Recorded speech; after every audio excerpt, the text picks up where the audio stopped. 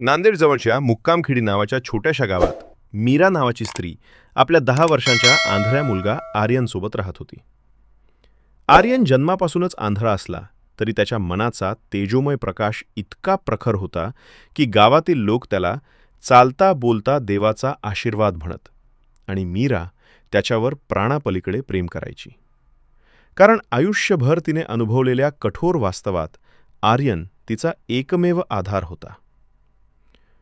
तरीही लोकात एक वेगळी कथा फिरत होती. गावात गेली काही वर्ष रहस्यमय घटनांची मालिका सुरू होती. रात्री गावाच्या विहिरीकडून येणारे विचित्र आवाज, जंगलाच्या कडेला दिसणाऱ्या परक्या सावल्या आणि कुणालाही ओळखता न येणारा काळा हूड घातलेला माणूस. लोक म्हणायचे, तो अंधाराचा सावली आहे जो भविष्यातील संकट वाचतो. पण मीराला या गोष्टींवर विश्वास नव्हता. कारण तिच्या दृष्टीने तिच्या आयुष्यातील एकमेव संकट म्हणजे जगाचा तिच्याप्रती आणि तिच्या मुलाप्रती असलेला कठोर दृष्टिकोन. पण कथा इथून खरी सुरू झाली त्या रात्री, ज्या रात्री गावावर प्रचंड शांतता पसरली होती. वारासुद्धा थांबला होता आणि अचानक घडलेली घटना संपूर्ण गावाला हादरवून गेली. आर्यन मध्यरात्री गायब झाला. घराचे दार उघडे, मीराचा ओरडा आणि संपूर्ण गाव एकत्र. लोकांनी शोधाशोध केली. शेतात मशाली लावल्या, विहिरीकडचा परिसर धुंडाळला. जंगलाच्या कडेला बुटांचे ठसे दिसले. पण आर्यनचा मागमूसही नाही. आणि गावात कुजबूज सुरू झाली की हे मीरानेच केलं असेल. कारण काही तास आधी गावातील 2 बायकांनी मीराचा आरडाओरडा ऐकला होता आणि ते म्हणत होते की मीरानं आर्यनला काहीतरी ओरडून सांगितलं होतं. पण सत्य ते नव्हतं. मीराची अवस्था पाहून गावातील लोकांचा संशय वाढला. पोलीस आले. PSI समीर ढाले यांच्या नेतृत्वात तपास सुरू झाला आणि पहिला संशय मीरावरच गेला.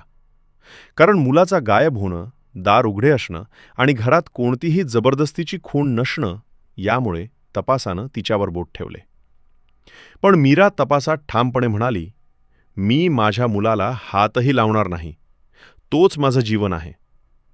पण पुरावे तिच्या बाजूनं नव्हते.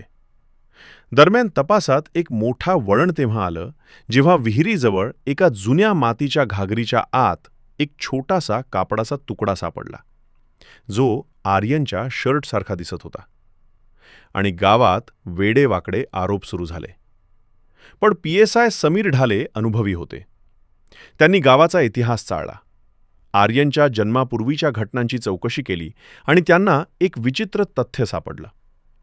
5 वर्षाआधी याच गावात एक माणूस बेपत्ता झाला होता आणि त्या प्रकरणातही जंगलाच्या कडेला काळ्या हुडवाला माणूस दिसल्याची नोंद होती. पण त्याची कधी चौकशीच झाली नव्हती. मग समीरला समजलं की हे फक्त कुटुंबातील नाही, तर कुणीतरी गावावर, विशेषतः काही विशिष्ट लोकांवर लक्ष ठेवत आहे. समीरने गावाच्या परिसरातील CCTV तपासले. जरी बहुतेक कॅमेरे काम करत नव्हते, पण एका कॅमेऱ्यात रात्री 12:47 एक काळी सावली मीराच्या घराच्या मागच्या बाजूने जाताना दिसली. जरी चेहरा दिसत नव्हता, तरी त्या सावलीच्या चाळण्यात एक ओळखीचा ताल होता. जणू तो गावातीलच कोणीतरी. दुसऱ्या दिवशी समीरने मीरा आणि गावातील लोकांची एकत्र चौकशी केली आणि त्यावेळी दगडाआडून एक छोटासा आवाज आला, आई. आणि मीराला जणू प्राण आला. आवाज शेताच्या दिशेने होता. सगळे धावत तिकडे गेले आणि तिथे आर्यन सापडला. त्याच्या कपड्यांवर मात होती. तो घाबरलेला होता, पण पूर्ण सुरक्षित होता. लोकांनी लगेच विचारलं, कोण घेऊन गेलं तुला? आणि आर्यनने एकच वाक्य बोललं, कुणीतरी माझा हात धरला आणि म्हणाला, तुझी आई बोलवते म्हणून मी गेलो. आणि ते ऐकून गावभर गोंधळ माजला. पण इथे खरी कहाणी सुरू झाली. आर्यनने सांगितलं की तो जिथे नेला तिथे त्या व्यक्तीने त्याला बसवून विचारले, तुझ्या आईने तुला खरं सांगितलंय का?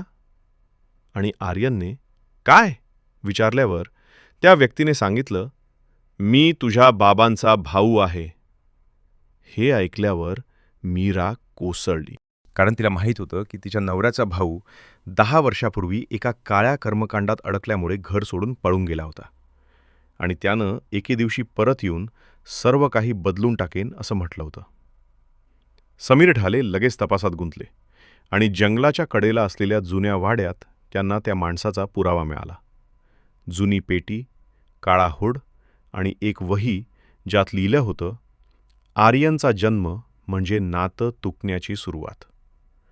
पण सर्वात मोठा ट्विस्ट म्हणजे त्या वहीत हेही लिहिलं होतं की आर्यनचा आंधळेपणा जन्मजात नसून त्या काकानेच गर्भातील काही अंधश्रद्धेच्या विधीत हस्तक्षेप केला होता.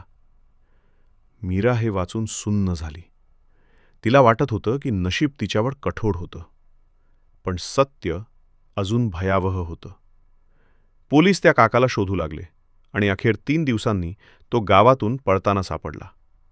त्यानं कबुली दिली की त्यानं आर्यनला घेऊन जाण्याचा प्रयत्न केला, कारण त्याच्या मते आर्यनवर विशेष चिन्ह होतं आणि त्याचा वापर करून तो स्वतःच्या अंधश्रद्धेला शक्ती द्यायचा प्रयत्न करत होता. गावातील सर्व लोक हादरले, कारण ते विचार करत होते की मीरानं काहीतरी केले. पण सत्य हे होतं की तीच एकमेव निरपराध आणि सर्वात जास्त त्रास झालेली होती. शेवटी काकाला अटक झाली, गुन्हे दाखल झाले, मीरा निर्दोष ठरली आणि सर्व गावाने तिची माफी मागितली.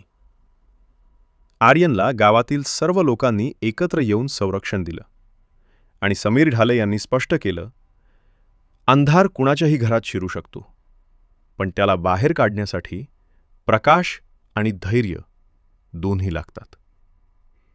आणि त्या दिवसानंतर मीरा आणि आर्यनचं आयुष्य बदललं. जर तुम्हाला ही कथा आवडली असेल तर नक्कीच लाईक, शेअर आणि सबस्क्राईब करायला विसरू नका. धन्यवाद.